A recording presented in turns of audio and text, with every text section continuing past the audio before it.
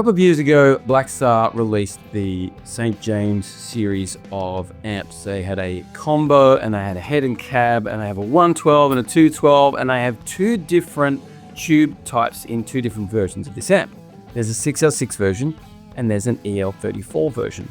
Well, just recently, they have released this brand new 100 watt version of their St. James amp.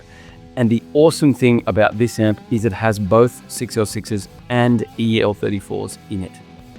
So straight away, just like the other Blackstar St. James series amps, this is an extremely lightweight amp for what it is. I am sitting here today on an 100 watt amp with 4 different channels in it and a 4x12 cab, and it could pretty much be lifted by me on my own, which is pretty amazing, because if you've ever tried to lug around a 4x12, you'll know that's a pain in the ass. But the cool thing about this is that you get all of that huge sound of a 4x12 without having to break your back in getting the amp into the gig or into the studio. The other great thing about this, as I mentioned, is the fact that it has both EL34 and 6L6 tubes in it. So as we go along this panel here, let me just give you a rough overview of some of the features of this amp. We essentially have 2 independent EQ sections for a clean and a crunch channel and a overdrive 1 and overdrive 2 channel. Our crunch channel has a boost, and our overdrive 2 has a tight, so it kind of tightens at the low end there. The clean channel also has a brightness control. We then have your standard bass, middle, treble, and a presence and a reverb control for each of those kind of 2 halves of this amp. Then you have a master volume and a power scaling control here. So going from the full 100% of 100 watts down to 5% power. Now, the great thing about that is that it enables you to get that full tube kind of saturation and the amp feeling like it's being pushed without actually moving the air that a 4x12 would be requiring to really make these tubes on a 100 watt amp work. But the next switch here was my favorite immediate feature of this amp. We have got in the middle here, this is the output switch. In the middle, it's got all 4 tubes active, and that is full power at 100 watts. Now, if I flick it to the top, I have got half the output, but what I am now doing is using the outside 2 valves of this. So in there is 4 power amp valves, which is my 2 EL34s. If I then flick it down, I am using the inside 2 valves, and that's 2 6L6s. So we're going to have a listen to all that in a sec, but that straight away was an immediately cool feature, because this makes this an extremely versatile amp, especially live, but certainly in a studio setting as well, where you can actually make those changes for different requirements. The reverbs, I understand, are able to be tailored to suit the different channels, but they're slightly different on each of these 2 sides of the amp here to kind of suit that sound a little bit better. Recording today, we're actually listening to the cab in the room, and so I have got a 57 and a 121 style microphone on that cab. We are also using Blackstar's CabRig DI output with the Architect software to be able to kind of get a version of the same thing, but in 2 different places. So we've got a 121 and a 57 sound in our emulation, and we have a 121 and a 57 in the room as well. So clean sound to start with. So this is a nice full-bodied clean channel here.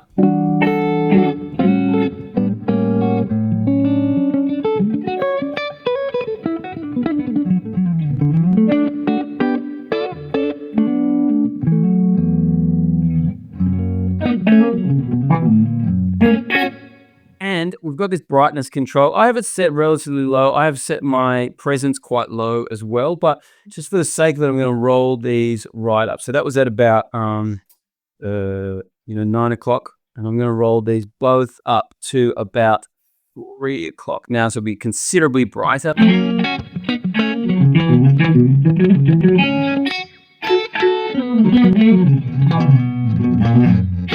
So depending on your guitar, that might be really a useful feature. This is quite a bright guitar already, And my personal preference is for slightly darker sounds as it is, so I'm going to keep them.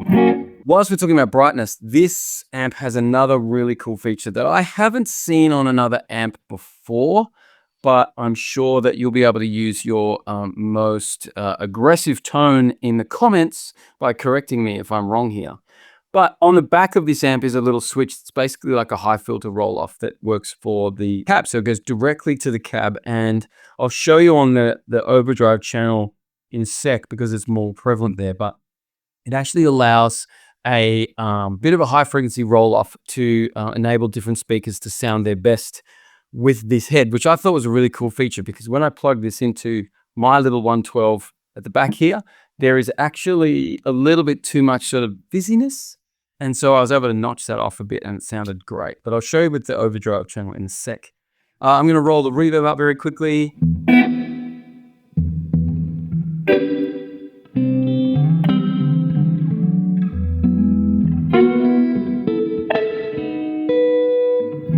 So quite a nice sounding, although digital reverb, but quite a nice sounding digital reverb. Let's flick over to the crunch channel. So the crunch channel is sort of aimed in the kind of classic mid-gain British sound.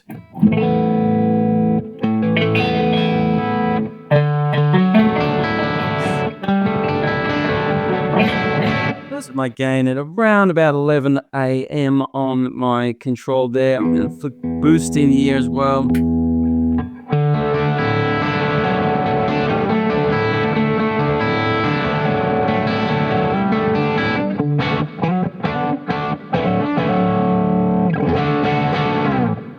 So again, a really nice kind of mid-low gain there. I'll roll the gain up just for the sake of it, so see how much gain we've got on tap in this channel. Pull that verb down a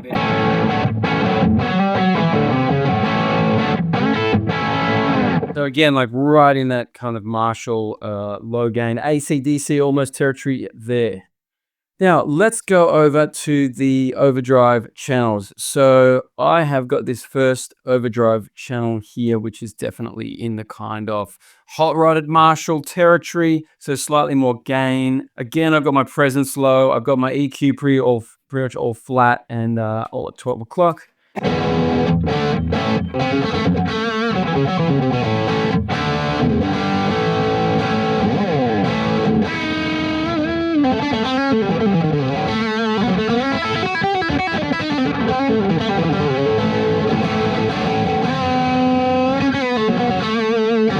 So really fun. That's a really fun channel. Personally, that's kind of my gain level, and that rolls off and cleans up really nicely.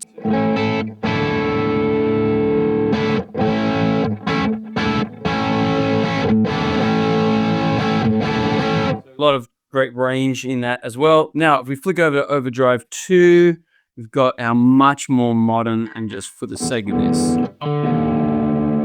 better get in drop D. So I am going to keep the gain at about 1 o'clock here, and the volume's relatively low. Turn it up a little bit.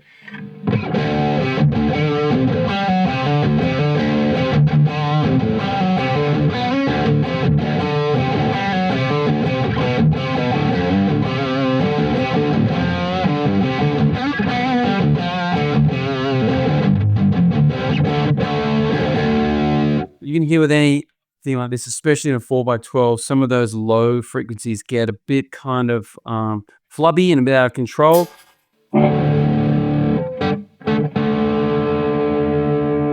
Blackstar can't unfortunately tune my guitar, but it does everything else, including tightening the bass up here. So if I kick that in,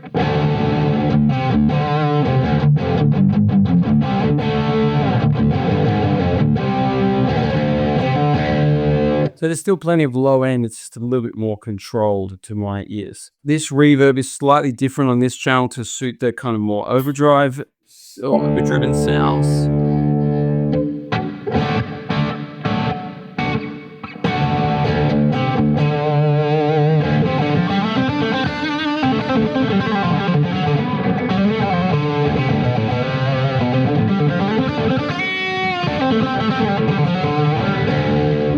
Sometimes reverb gets in the way of a lot of gain, but that's sort of stays nice out of the way. It is my understanding that you can actually tweak that using the app later on as well.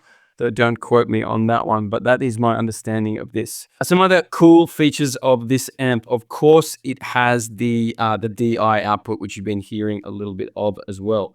I'm going to do a little comparison of the mics versus the DI in just a sec, but the Blackstar software, the Architect software, is really good at being able to be very user-friendly and get 1x12, 2x12, 4x12. I think there's some other cabs in there. Different mic types, 4-on-4s, 57s, 1-2-1s, basically. And this is the kicker, enabling you with the standby to record silently. So the amp will actually record silently when it's in standby mode, and that has a load on it as well, so you can actually run that directly in and record that way, which is great. Other features on the back side of this amp include a effects loop, series, and parallel. The CabRig output, you have 3 different savable spots on the actual amp for different cabs. So if you wanted a 4x12 and a 2x12 and a 1x12, you can save them onto there and just flick between them. You have a foot switch to enable the control of the channels, but you also have MIDI control. So if you're running a MIDI switcher like I do, or you are running perhaps a whole gig where everything is run on tracks and everything is controlled by MIDI, MIDI can actually control the channels of this amp. So the channel switching of this amp can be done via MIDI, which is really cool if you already have a switching system and you want to integrate an amp like this, a very flexible amp like this, into an already established MIDI switching system. So I thought that was a great addition onto this amp as well. So let's have a very quick listen to this, the change that this makes on the cab here. So I have been running this with the high frequency attenuation on full. There's 3 settings here. There's nothing, and then sort of 1 level of attenuation and 2 levels of attenuation. So this is with the 2 levels of attenuation on the high frequency.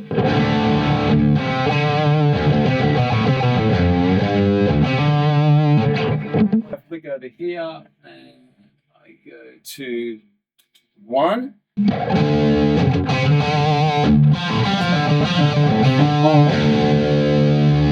Then I go to no attenuation at all.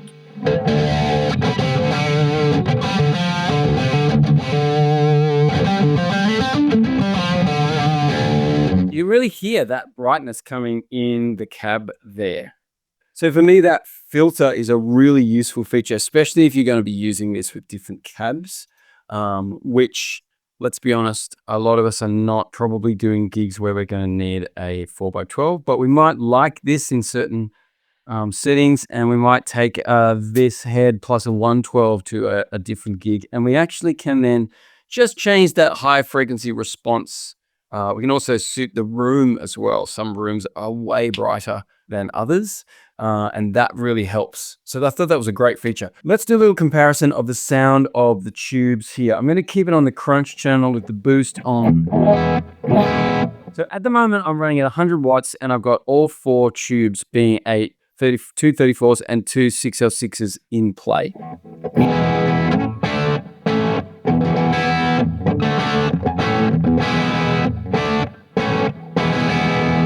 Which sounds great. Let's then flick this to the 2 EL34s. So this is 34s here.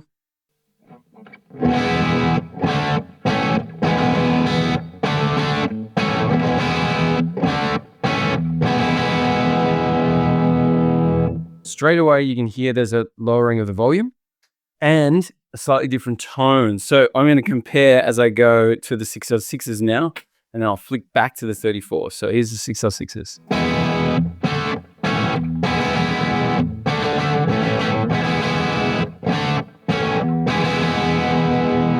So I'm going to give it a little bit more volume here, and 6L6, 34. Just do it like this. 84, 606. So you can actually hear a very noticeable difference between those 2 tubes. Obviously, they are very different tubes and used in very different amps.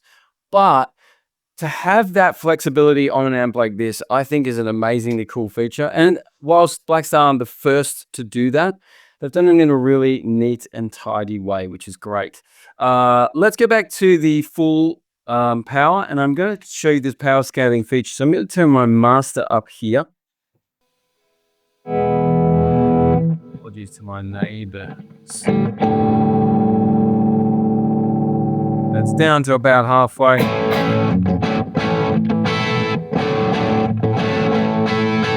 I still get that full tube tone, and if I go all the way down to 5%,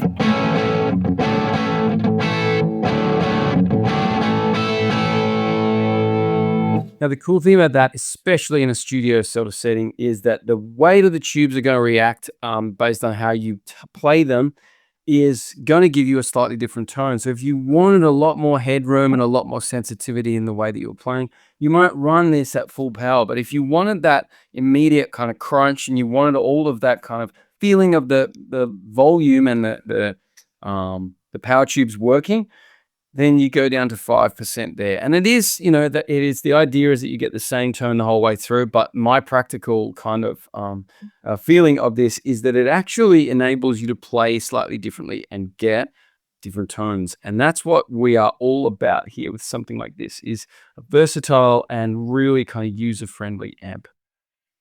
So I'm going to go back up to the full power here, and we are going to do a little quick comparison. I'm going to go to the clean channel, I think, for this, of the CabSim software, which is running two 4x12s with a 121 on one of them and a SM57 on the other, which, as you'll see, we are also running a 4x12 with a 121 and a 57. So we're going to do a little comparison between the sounds of them. So clean sound here, and let's start with the mics, and then I'm going to flick to the DI and flick back to the mics and flick back to the DI.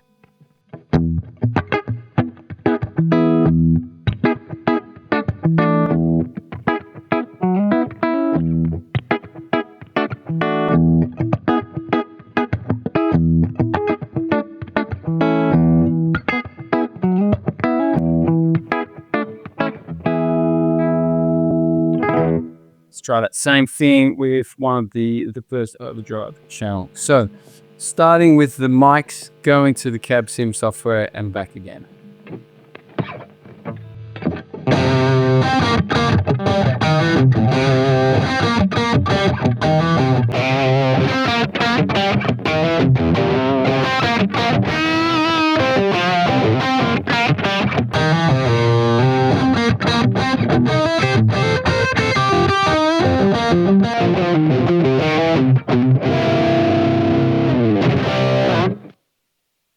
So you can see a pretty awesome sounding CabSim in this as well that comes with the amp. Now that's something that is a really great feature, because sometimes you buy an amp and you think, I want to record at home, and you have to buy a whole nother product and it becomes very expensive, and you start really taking up space in your precious little studio space that you have. Blackstar built that all into one very easy to move and easy to use unit in the Blackstar St. James 100.